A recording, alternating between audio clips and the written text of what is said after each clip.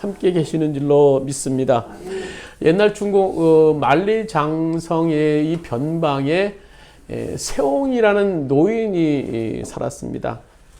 근데 어느 날 이 세옹의 말이 그 인근의 오랑캐 진영으로 들어가 버리고 말았어요. 애지중지하던 말인데 오랑캐 진영으로 들어가니까 얼마나 안타까웠겠습니까? 마을 사람들이 아유 세옹 어르신 참 마음이 상하시겠습니다. 아프시겠습니까?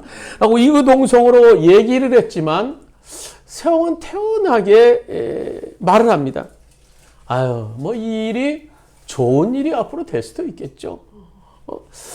얼마 후에 이제 노인이 집에 말 한 마리가 왔는데 예전에 자기가 애지중지했던 오랑캐한테 진영에 넘어갔던 말이 다시 돌아온 거예요. 근데 뒤에 보니까 아주 훌륭한 말 한 마리가 또 같이 따라 들어와요. 오랑캐 진영에 있었던 주인의 세옹의 말이 오랑캐의 아주 훌륭한 말 한 마리를 또 끌고 온 거예요. 마을 사람들이 막 아이고 세옹 어르신 너무나 기쁘겠습니다. 너무나 기쁘겠습니다. 그래서 또 세옹은 태연하게 얘기합니다. 아유 이것이 또 화가 될지 누가 알겠어. 얼마 후에 그 말대로 그만 그 아들이 아주 소중한 아들이 그 아주 오랑캐 진영에서 온 좋은 말을 타다가 그만 떨어져 버리고 말았어요. 그래서 한쪽 다리가 아주 못 쓰는 불구가 되고 말았습니다. 마을 사람들은 안타까워했어요. 아유 아들이 저렇게 불구가 됐으니 이제 어떻게 하겠어. 또 세옹이 태연하게 얘기합니다. 아유 이 일이 또 더 좋은 일이 될지 또 누가 알겠어. 이제 세월이 흘러서 어느덧 이제 1년 후에 어느 날 이 마을에 오랑캐가 진영에도 오랑캐가 침범하고 말았어요. 그래서 마을의 젊은 모든 사람들이 다 군대로 착실돼서 한 사람도 이해 없이 다 착실돼서 오랑캐 진영에 나가 싸우다 다 죽고 말았습니다. 그런데 이 세옹의 아들만은 불구였기 때문에 한쪽 다리를 쓸 수 없기 때문에 유일하게 목숨을 부지했다고 합니다. 그래서 그 후로 사람들은요 살아가면서 겪는 모든 일이 좋고 나쁜 것을 떠나서 어떤 일을 만나든지 우리가 미리 알 수 없다라는 뜻으로 세옹지마, 세옹의 말이라는 그런 말을 사용했다고 합니다. 그렇습니다. 인간사 세옹지마예요. 세옹지마. 좋은 일이 있다고 해서 교만해서는 안 되고요.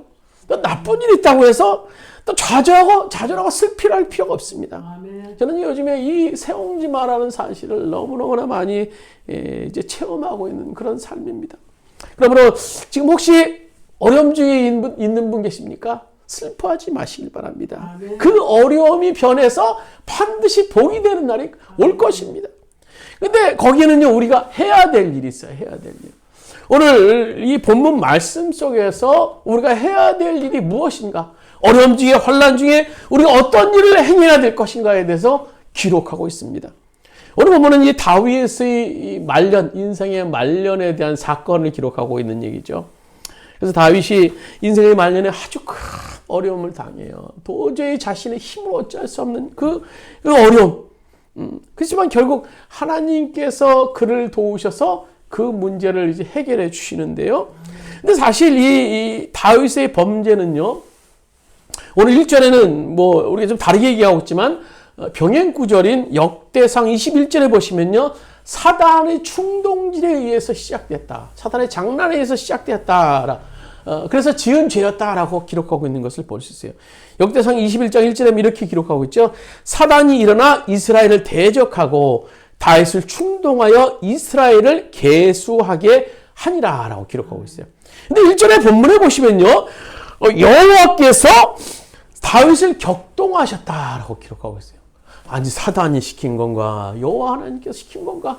그래서 이 다윗이 범죄한 건가? 헷갈릴 수 있는데요. 이것은 우리가 하나님께서 욥에게 허락하신 사단의 그 시험을 허락하신 그런 사건과 같은 맥락에서 보면 될 것 같아요. 하나님께서는 사단의 행위를 이제 방관하신 것이죠. 하나님께서는. 그러니까 사단이 시작을 했지만 하나님께서는 그 시험에 대해서 동의를 하시고 방관하셨다라는 의미로 우리 1절을 보면 우리 헷갈릴 수 있는데요. 우리가 좀 이제 해석하면 될 것 같아요. 그래서 이 다윗 왕이 말년에 대외적으로 큰 이제 사단의 유혹에 넘어가서 범죄를 저지르게 되는데요. 그 범죄가 얼마나 국가적으로 치명적이었는가 하면 당시 7만 명이라는 어마어마한 숫자가 죽음을 맞이하게 돼요. 전염병으로. 재앙이 또 거기서 그치는 것이 아니라 그것은 예고편이었어요. 다시 2차로 전국에 이제 전염병이 가해지려는 그런 상황이었습니다. 그래서 다윗이 도대체 어떤 범죄를 저질렀기에 이렇게 끔찍한 일을 당하는 것일까요? 오늘 2절에 보시면 이렇게 기록하고 있어요. 우리 본문 말씀, 우리 사무엘하 24장 우리 2절 말씀 한번 같이 읽도록 하겠습니다. 2절입니다. 위에 왕이 그의 곁에 있는 요압에게 이르되 너는 이스라엘 모든 지파 가운데로 다니며 이제 단에서부터 브엘세바까지 인구를 조사하여 백성의 수를 내게 보고하라 하니. 다윗의 범죄는 인구조사.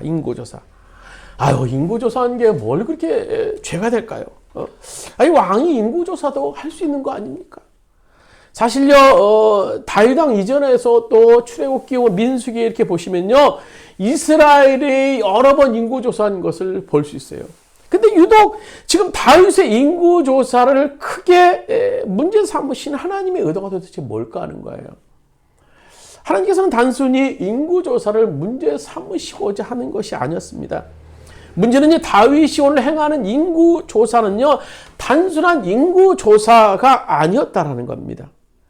앞선 성경에서의 그 이스라엘 백성을 향한 인구조사는 방법들을 보면요, 제사장들이 먼저 그 인구조사를 행했습니다.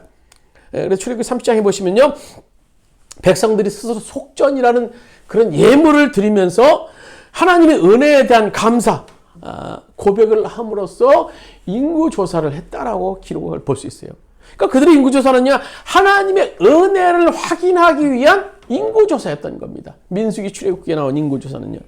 그러나 지금 다윗이 행한 인구조사는 달라요. 오늘 우리가 읽은 2절에도 보시면요, 이에 왕이 그의 곁에 있는 군사령관 요압에게 이뤘다. 그러니까 군사령관에게 인구조사를 맡겼다라는 겁니다, 다윗이.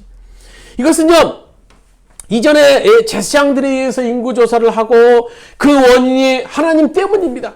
우리가 이렇게 적은 인원으로 시작했지만 하나님께서 우리를 돌보셔서 이렇게 많은 인원이 늘어났습니다 라면서 하나님께 그 원인을 돌렸던 것과 달리 오늘 다윗이 행한 인구조사는요, 자신의 그 늘어난 그 군사력, 그 군사를 더욱더 공부하기 위한 다윗의 어떤 그 교만함이 그 안에 숨겨져 있었던 겁니다. 사실 다윗은 임기 말년에 이스라엘을 상당히 확장시킨 것은 사실이에요. 그 초기만 해도 미미한 군사력이었지만요, 다윗의 군대가 주변의 군사 강국들을 다 무찌르고, 그래서 다윗의 재임 시에는요, 군사 강국으로 이스라엘이 우뚝 섰던 것을 볼 수 있습니다. 그래서 본문 9절에도 보시면 출애굽기 당시보다 한 2배로 증가된 군사력, 이제 인원을 볼 수 있는데요. 이런 다윗은요, 강대해진 그 왕국을 은근히 자랑하고 싶은 생각, 또 한편으로는 그 왕국을 더욱더 공고히 세우고 싶은 그런 마음이 그 안에 있었던 겁니다. 우리 시편에 우리가 많은 이 다윗의 고백의 내용을 보면요, 다윗은요, 그 지금까지 걸어왔던 것이 다 하나님의 은혜였다, 또 하나님의 돌보심이었다 라고 입버릇처럼 막 시편 여러 곳에서 얘기하는 것을 볼 수 있습니다. 그러나 지금 다윗이 노년이 된 그는요, 왕국의 자신의 업적처럼 자랑하고 싶은 그런 그 욕망들, 그 유혹을 뿌리칠 수 없었던 겁니다.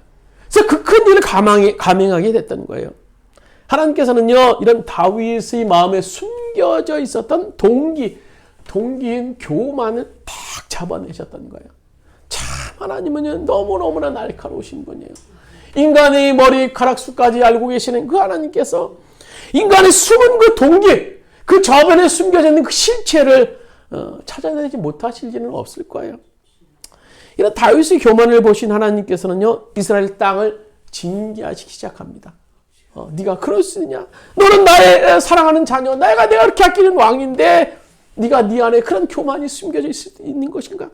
하나님께서 이스라엘 땅을 징계하시기 시작하십니다. 그래도 불행 중 다행인 것은 다윗이 이 징계의 장에서 자신의 죄를 발견하게 돼요. 깨닫고 주님 앞에 납작 엎드립니다. 성경에 나타난 이 다윗을 보면요, 그는 자신의 죄에 대해서 상당히 민감한 인물입니다. 민감한 인물이에요. 성경이 다윗에 대해서 이야기를 할 때 주님께서 얘기하시는 것은요, 하나님 마음에 합한 사람이라는 거예요. 참 성경에 이 다윗은 보면 참 죄도 참 컸고요, 또 불순종한 사건도 여러 번 있었고, 그럼에도 불구하고 하나님께서 다윗을 유난히 사랑하시는 것 같아요. 그래서 그를 늘 지칭하기는 너는 내 마음에 합한 사람이다. 다윗아, 너는 내 마음에 합한 사람이다. 다윗이 뭐 이런 사람이 될 자격이 있습니까? 그의 일생을 우리가 성경을 통해서 보면요, 그가 한 번도 범죄한 일이 없는 사람은 아니었어요. 여러 번 범죄를 했고요, 정말 용서받지 못할 그런 범죄까지 행한 사람 아닙니까?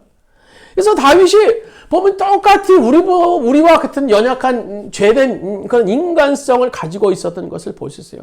그래서 그가 실패도 경험하고 좌절도 경험했고 또 범죄도 저지르게 됐지만요. 그러나 다윗이 하나님을 감동시킬 수 있었던 것은 죄를 지었을 때 재빨리 그 사실을 인정하고 하나님 앞에 엎드려 회개했다라는 겁니다. 아멘. 그런 사람이었어요. 선지자 나단이 와서 당신 우리의 아내 바스바를 범했죠. 그래서 다윗의 죄를 책망할 때 이 왕이었어요. 일국의 왕. 그 당시 뭐 왕 중심이기 때문에 왕이 말하는 것이 곧 법이었습니다. 얼마든지 나단 선지자를 네가 말한 거 다 틀리다라고 뭐 처형할 수도 있었을 일이었습니다. 그러나 그 말을 듣고 다윗은요, 넙죽 엎드려서 왕의 신분임에도 불구하고 제단의 보좌에서 내려와서 무릎을 꿇어서 이 나단 선지자를 제가 범죄했습니다라고 고백까지 할 정도로 다윗은 회개하는 사람이었어요. 오늘 본문 말씀에서 보시면요, 오늘 10절에 보시면 다윗의 고백이 나오죠. 우리 10절 말씀, 우리 사무엘하 24장 10절 말씀 같이 읽도록 하겠습니다. 다윗이 백성을 조사한 후에 그의 마음에 자책하고 다윗이 여호와께 아뢰되 내가 이 일을 행함으로 큰 범죄를 저범하였나이다. 여호와여, 이제 간구하옵나니 종의 죄를 사하여 주옵소서. 내가 심히 미련하게 행하였나이다 하니라. 오늘 다윗은요, 10달에 걸쳐서 인구 조사를 이제 요압에 의해서 마치고 요압의 보고를 받게 됩니다. 자신에게 말씀하시는 그 하나님의 책망을 그 이후에 이제 다윗이 들었던 것이요. 그리고 자신의 죄에 대해서 철저히 회개하는 것이 오늘 10절의 말씀이에요. 그 회개에 대해서 주님이 반응이 16절 말씀에 나오는데요. 우리 16절 말씀 같이 한번 읽도록 하겠습니다. 천사가 예루살렘을 향하여 그의 손을 들어 멸하려 하더니 여호와께서 이 재앙을 내리심을 뉘우치사 백성을 멸하는 천사에게 이르되 조카들아, 이제는 내 손을 거두라 하시니 여호와의 사자가 여부 사람 아리우나 타작마당 곁에 있는지라. 천사가 다윗의 범죄로 이스라엘 전역을 전염병으로 쓸어버리려고 하는 상황이었어요. 주님께서 재앙을 그치게 하기 위해서 예루살렘으로 향하던 오늘 천사의 손길을 이제 멈추게 하셨어요. 사실 보면요, 전에도 보면요, 단에서 부엘세베까지 7만 명을 이제 천사가 죽였어요. 전염병으로 죽였어요. 근데 사실 이것은 예고편에 불과합니다. 이제 본격적인 재앙이 시작되고 있었어요. 예루살렘에서 전국 이스라엘 전국으로 재앙을 시작하시려던 그런 찰나였습니다.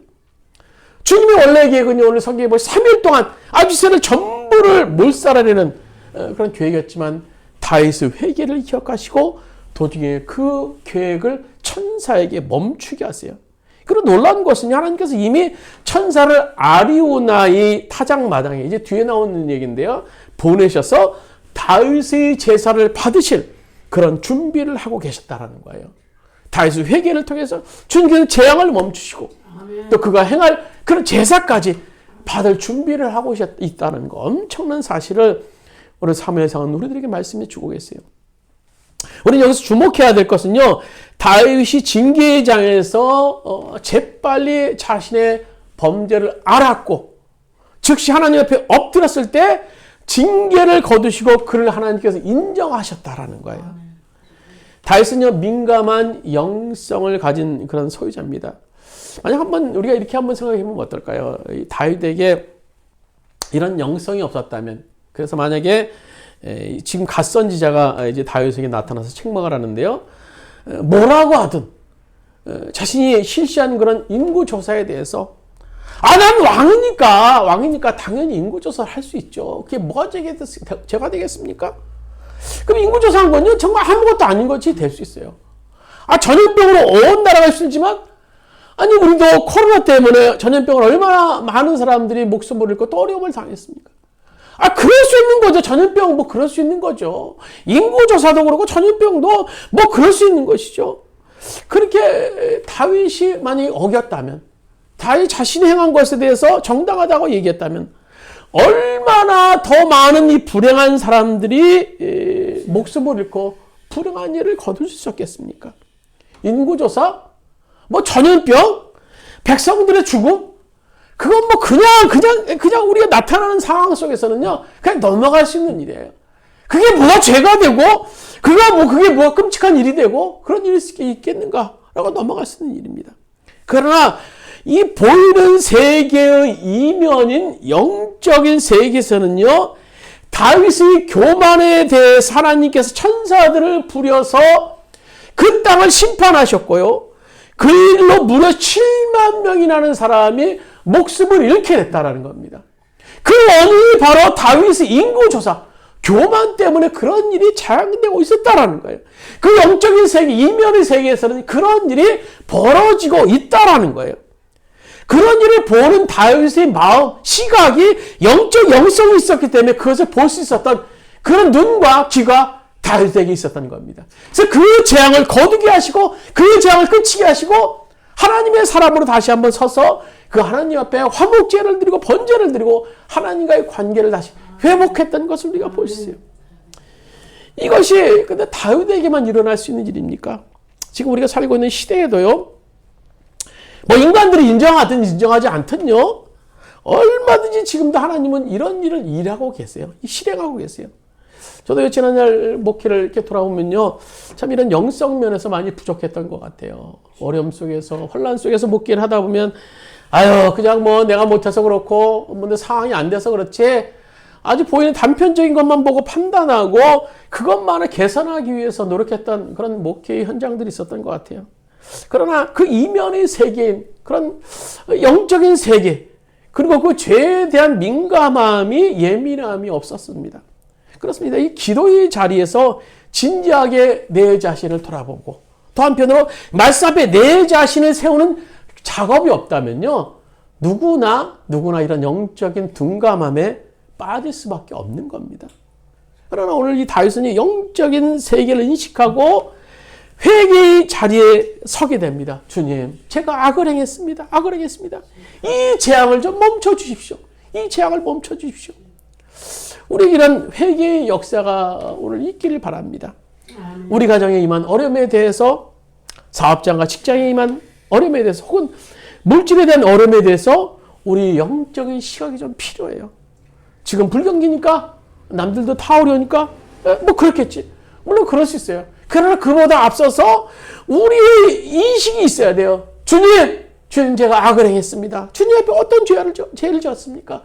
이 재앙을 좀 멈춰 주십시오. 오늘 다윗과 같은 영성이 오늘 우리들에게 있어야 돼요. 이렇게 회개한 후에 다윗은요, 하나님과 이제 화해의 장을 열게 됩니다. 그래서 16절, 18절 말씀 보시면요, 회개 이후에 이제 다윗의 행보에 대한 기록이 나와요. 18절 말씀 같이 한번 읽도록 하겠습니다. 이날에 가시 다윗에게 이르러 그에게 아뢰되 올라가서 여부스 사람 아리우나의 타작마당에서 여호와를 위해 제단을 쌓으소서. 갓 선지자가 이제 다윗을 데리고 갑니다. 그리고 여호와를 위해서 다윗 왕이요 제단을 쌓으소서라고 말합니다. 이게 아리우나의 타작마당에 이제 다윗이 올라가게 되죠. 그런데 제사를 드리기 위해서 반드시 필요한 것이 뭡니까? 재물이 필요했어요. 어찌된 용문이 다윗은요, 그만 재물을 준비하지 못했어요. 그래서 다윗이 아리우나에게 제안을 합니다. 21절에 보면 내가 여기서 제물을 드리려고 하는데 제사를 드릴 제물과 이 땅을 사고자 합니다. 다윗 왕의 이 제안에 아리우다가 대답한 것이 22절부터 23절까지 말씀입니다. 아리우나가 다윗에게 이르되 원하건대 내 주 왕은 좋게 여기시는 대로 취하여 드렸소. 번제를 위해서 소가 있고 뗄 나무도 있고 마당질하는 도구와 소와 멍에가 있나이다. 왕이여 아리우나가 이것을 다 왕께 드리나이다 하고 또 왕께 아뢰되 왕의 하나님 여호와께서 왕을 기쁘게 받으시기를 원하나이다. 아리우나는요 다윗에게 제사를 드리는 필요한 제물부터 모든 거 다 준비됐으니까 이제 무슨 뭐 대가를 지불합니까? 다 받으시고 다 가서 쓰세요. 그러니까 평민이었던 아리우나 입장에서는요 왕이 행차 잘꼭대기까지 자기 마당까지 올라와서 행차한 것도 정말 송구한데 정말 감격적인 일이었는데 거기서 제사까지 드린다는 거예요. 그러니까 뭐 다 주고 싶었겠죠. 다 주고 싶었겠죠. 뭐 필요한 거 뭐 말씀만 하세요. 뭐 다 갖다 드리겠습니다. 오늘 아리우나가 얘기하는 거예요. 그런 대답에 다윗이 그래 네가 다 필요한 거 준다니까 나는 네가 몸만 왔으니까 제사만 드리고 가겠다. 아니에요. 다윗이 24절 아주 멋있는 얘기를 합니다. 너무너무 멋있는 말이에요. 24절 말씀 같이 한번 읽도록 하겠습니다. 왕이 아리우나에게 이르되 그렇지 아니하다. 내가 값을 주고 내게서 살이라. 값 없이는 내 하나님 여호와께 번제를 드리지 아니하리라 하고 다윗이 은 50세겔로 타작마당과 소를 샀다. 내가 값 없이는 여호와는 이게 번제를 제사를 드리지 아니하리라. 어차피 이제 재물 뭐 다 태워버리고 없을 건데 좀 아리우나가 주는 재물 받아서 이렇게 슬쩍 제사를 드리고 그리고 빨리 내려가면 참 그럴 수도 있었을 것 같은데 오늘 다윗은요 그렇지 않았어요. 다윗은요 은 50세겔로 그 재물과 땅을 사기를 원했어요. 은 50세겔은요 지금 환산으로 하면 뭐 정확하진 않지만 한 3천만 원에서 4천만 원 정도의 그런 하나로서의 그런 가치가 있는 돈입니다. 그 돈 뭐 왕이라고 아깝지 않았겠습니까? 뭐 큰 돈이죠. 그러나 그러면 제사를 위해서 대가를 지불해야 된다는 사실을 알았어요. 그 결단을 했던 겁니다. 내가 값없이는 제사를 드릴 수 없습니다. 내가 기꺼이 대가를 지불할 것입니다. 그렇습니다. 다윗은요 제사의 진정한 의미 그리고 하나님이 받으시는 제사가 어떤 제사인지를 너무나 잘 알고 있었던 인물이었던 겁니다. 다윗에 의하면 오늘 우리가 드려지는 예배에 대해서 이렇게 말씀할 수 있지 않겠습니까? 예배자가 치러야 하는 값이 없다면 그것은 진정한 예배가 될 수 없다.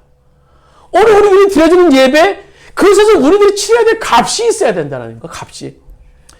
여러분 제가 우리가 예배가 가장 중요한 정신은요 정신은 드림입니다. 늘 말씀드리는 겁니다. 먼저 하나님께 드림이 있어야 돼요. 우리들 드림. 일주일 동안에 살았던 나의 그 삶, 고귀한 삶을 하나님 앞에 드리고 또 시간을 드리고 또 에너지를 드리고 물질을 드리고 모든 걸 주님 앞에 드려야 돼요. 그리고 그 드림은요 그냥 드림이 아니요 그냥 드림이 있어서는 안 된다라는 겁니다. 희생의 드림이어야 된다. 희생. 마가복음 12장에 보시면요 예수님께서 칭찬하신 한 여인이 나옵니다. 이제 쭉 예루살렘 성전에 들어가면서 헌금통에 예물을 드리는데 예수님께서 한 여인을 칭찬하셨어요. 왜냐하면 그 여인은요 그 예물의 전부를 드렸기 때문입니다. 자기 가진 것에.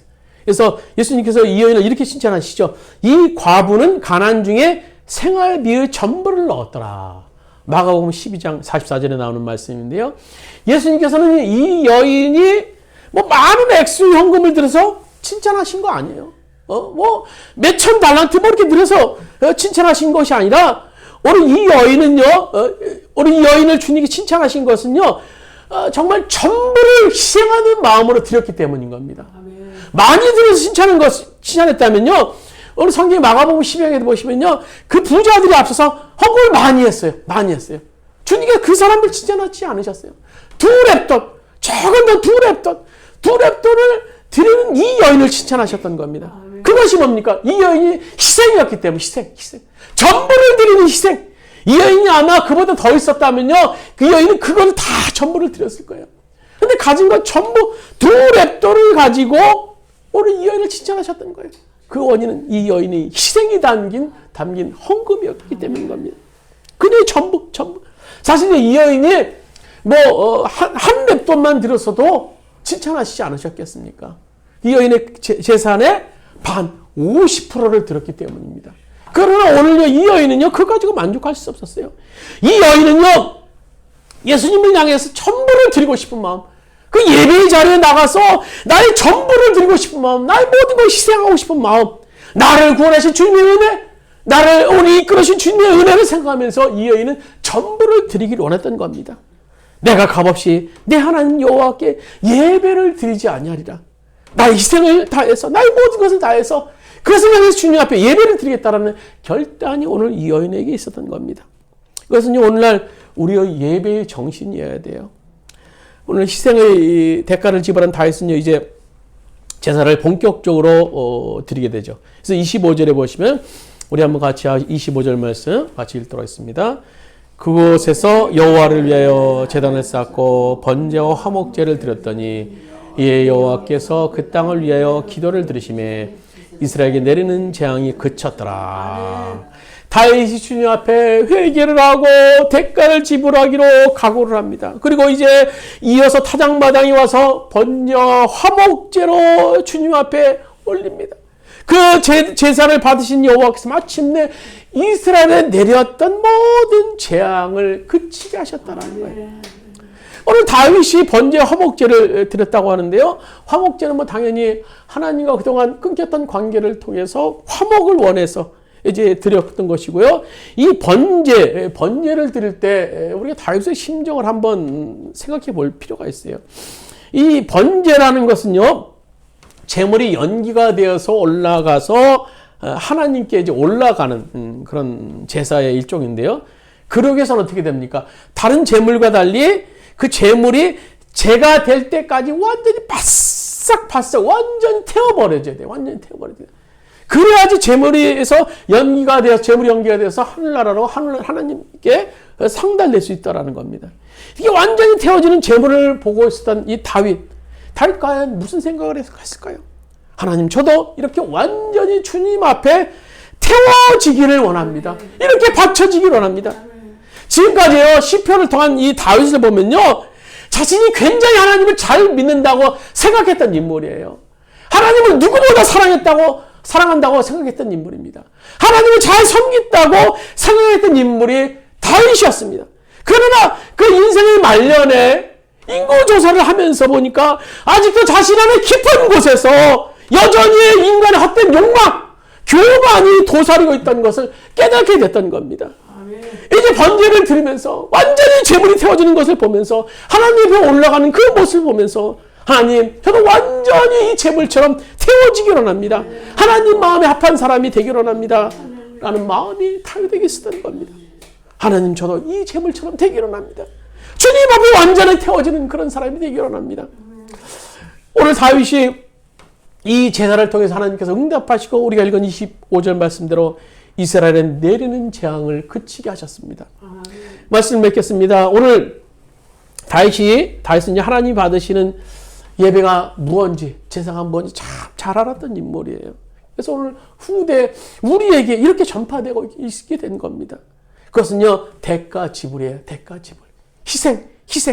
희생의 예배에 이어야 된다는 겁니다. 내가 값없이는 내 하나님 여호와께 제사를 드리지 아니하리라. 내가 값없이는 여호와 하나님께 제사를 드리지 아니하리라. 오늘 우리들은 과연 희생의 예배를 드리고 있는가 하는 거예요. 오늘 하나님께 드리는 예배가 아무런 어떤 가치, 희생 없이 드려지는 그런 예배가 아닌지 모르겠어요. 아무 준비 없이 시간이 되니까 예배에 참석하게 되고, 아무 준비 없이 그냥 주머니에서 또 지갑에서 꺼내서 그냥 또 예물을 드리게 되고, 어떤 희생이나 헌신을 요구한다고 느낄 때 쉽게 예배의 자리를 떠나는 그 정도의 가치 없는 예배라면 그 예배에서는 절대 하나님을 만날 수 없습니다. 하나님 만날 수 없어요. 그 제사는 절대 하나님의 임재가 있을 수 없는 그런 제사인 겁니다. 여러분, 예배를 통해서 하나님을 만나길 원하십니까? 희생의 제사를 드리시길 바랍니다. 희생의 예배를 드리시길 원합니다. 오늘 시간을 희생하셔야 되고 물질을 희생하셔야 되고 에너지를 희생하셔야 돼요. 내가 값없이는 내 하나님 여호와께 번제를 드리지 않냐리라. 오늘 이 다윗의 이 예배의 정신, 제사의 정신, 오늘 그 제사를 통해 주님에게 임했던 그런 재앙을 그치게 했다는 것처럼 우리 삶 속에 아름다운 예배의 정신, 오늘 주님과 만남의 그 정신을 통해서 오늘 우리 삶 속에 주님을 경험하게 될 수 있는 여러분 되시기를 주님의 이름으로 축원드립니다. 우리 잠시 기도드리시겠습니다. 주님, 오늘 다윗의 아름다운 영성 우리도 경험하기 원합니다. 우리 삶 속에 임한 그런 어려운 일들, 재앙 속에서 여전히 함께 하시는 그 주님을 바라보기 원합니다. 그래서 그 재앙 속에서 우리들이 죄악을 먼저 발견하고 또 예배를 통하여서 우리 희생을 각오할 때 주님께서는 우리 가운데 함께 하심을 우리가 경험하게 될 줄로 믿습니다. 주님, 내가 값없이는 내 하나님 여호와께 제사를 드리지 아니하리라. 오늘 고백했던 이 다윗의 고백과 같이 우리 삶 속에 예배를 통해서 희생을 각오하고 그 희생을 통해서 주님 앞에 만나고자 하는 간절함이 우리 가운데 있기 일어납니다. 그냥 덜렁덜렁 들어지는 그런 예배가 아니라 이 예배에 우리들이 희생이 담겨 있어서 오늘 여전히 우리와 함께 하시길 원하시고 예배를 받으시길 원하시고 임재하시는 그 주님을 경험하게 되는 우리 모든 주원의 성도들 될 수 있도록 주여 인도하여 주시옵소서. 이제는 우리 주 예수 그리스도의 은혜와 하나님 아버지의 원하신 사랑하심과 보혜사 성령님의 감화 감동 내지 교통하시는 종이 내가 값없이는 여호와 하나님께 번제를 드리지 아니하리라. 오늘 고백했던 다윗의 고백과 같이 오늘 우리들이 드리지는 늘 예배 속에서 주님을 향한 아름다운 그런 희생의 정신을 가짐을 통해서 오늘 주님을 예배를 통해서 경험하게 되고 주님을 만나게 되는 우리 모든 초원의 성도들 머리 위에 그의 사업장과 직장의 이민족 이 땅의 모든 교회 위에 이제부터 언제까지 함께 하시기를 간절히 축원하옵나이다. 아멘.